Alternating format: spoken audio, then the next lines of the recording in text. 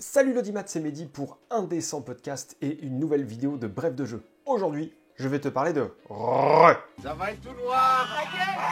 Non, rien à voir avec le film d'Alain Chabat. Aujourd'hui, je vais te parler d'un jeu abstrait, édité initialement au Japon et traduit en français par Igari.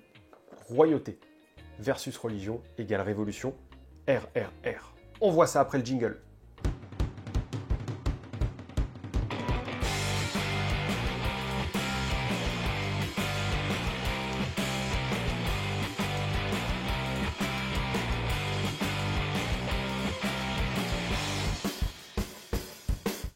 RRR est un jeu de Hayato Kisaragi et Seiji Kanai. D'ailleurs, ce nom te dit peut-être quelque chose, parce que c'est le type qui a créé Love Letter, ce petit jeu au succès tout à fait négligeable. Il est également illustré par Noboru Sugiura. Il s'agit d'un jeu abstrait qui se joue à deux pour des parties d'environ 30-35 minutes, même si c'est indiqué 20 minutes sur la boîte. C'est distribué en France par Novalis et donc trouvable assez facilement en boutique spécialisée autour de 20 €. Les présentations étant faites, on va voir comment se passe une partie à RRR et on passera ensuite à ma critique. Le tour de jeu est on ne peut plus simple. On va devoir commencer par le premier joueur ou la première joueuse qui va forcément devoir poser une tuile citoyen qui ne sert à rien. Après cela, chaque personne va devoir jouer une tuile à son tour, soit de sa couleur, rouge ou bleu, soit neutre. Les pouvoirs sont de deux types. Il y a les permanents, qui sont symbolisés par ce petit cercle, et les instantanés, qui sont à usage unique et qui sont symbolisés par cette étoile. On va pouvoir pivoter une ou plusieurs tuiles dans une direction déterminée par celle que tu viens de jouer. On va pouvoir protéger d'autres tuiles de n'importe quel effet. On peut détruire des tuiles. On peut récupérer une tuile pour la remettre dans sa zone de jeu. Ou encore réactiver le pouvoir d'une tuile. La fin d'une partie est très simple. Elle arrive quand le plateau est totalement rempli.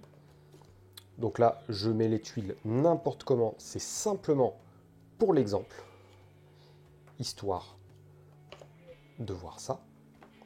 Si j'ai plus de tuiles tournées vers mon adversaire que l'adversaire n'a de tuiles tournées vers moi, j'emporte la manche. Donc là, j'ai 1, 2, 3, 4, 5, 6 tuiles tournées vers la personne qui joue bleu. Je gagne la manche. Il faut que je reproduise ça 2 fois pour gagner la partie.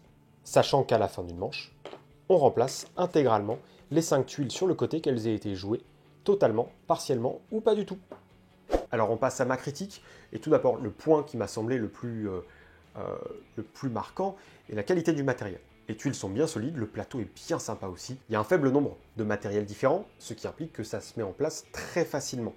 Et on a un choix graphique qui a beaucoup de personnalité. Alors, personnellement, je n'accroche pas.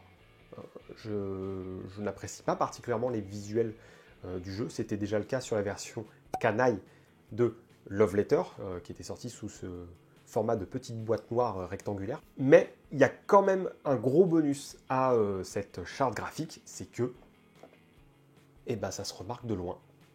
Même sur la tranche, on a un truc relativement chiadé, avec un petit vernis sélectif en plus sur les titres. Ça se voit, voilà. Donc tu vois ça dans une boutique, tu te dis, qu'est-ce que c'est? Donc c'est un gros avantage commercial.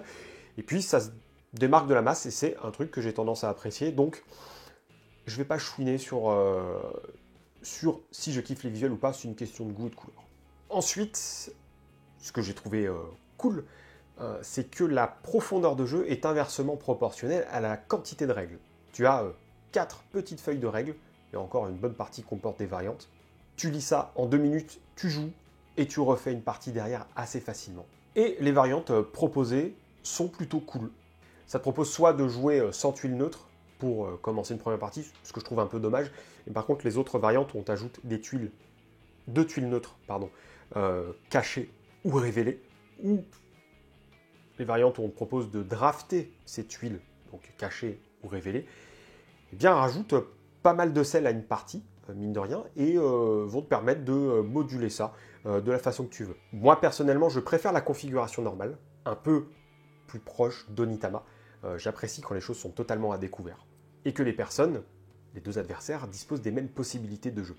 Bon, à l'inverse, si tu veux en ajouter plus, si tu fais partie de ces personnes qui hackent les règles de jeu de société, bah, le système de jeu est tellement souple que tu vas très bien pouvoir ajouter des petites choses en plus. Alors déjà, il y a des tuiles personnalisables, ce qui est déjà un bon point, et puis tu pourrais très bien déterminer que si tu tombes sur telle case, il y a un pouvoir qui se déclenche.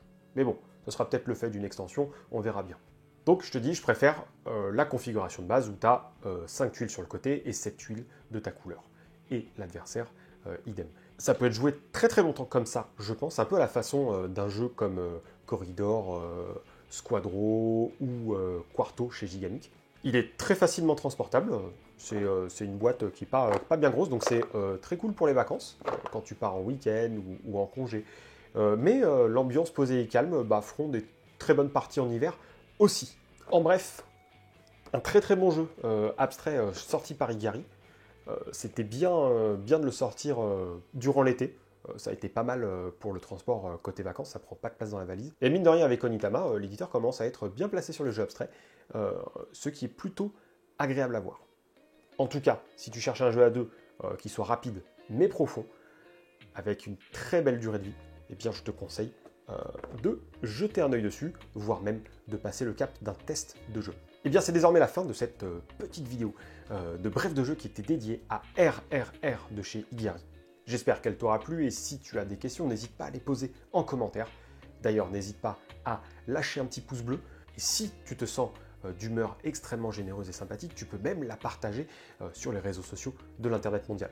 N'oublie pas que nous sommes sur Facebook, Twitter, Instagram et Discord. Tous les liens sont dans la description de la vidéo.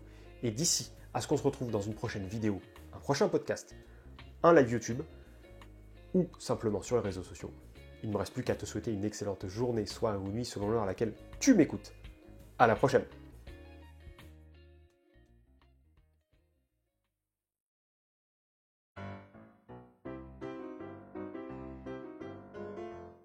Et si te religion et royauté égale religion?